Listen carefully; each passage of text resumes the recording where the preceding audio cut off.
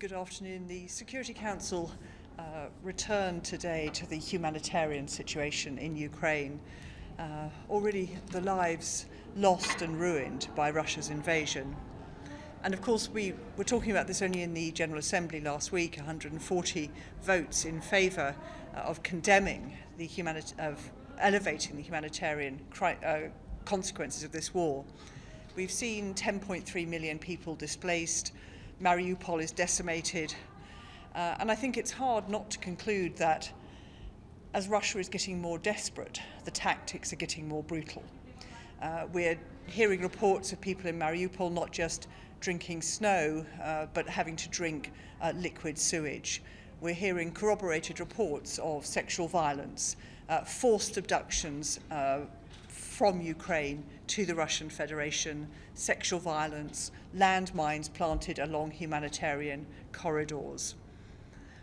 And I think it's true now that almost every country is affected by this war, as we see the ramifications of food prices going up, energy prices going up, magnifying and multiplying the humanitarian crisis. And that's especially true for developing economies. There's a problem too because Russian shelling and Russian blockades have prevented grain leaving the Ukrainian ports, and of course the Russian invasion has prevented the grain being planted for next year.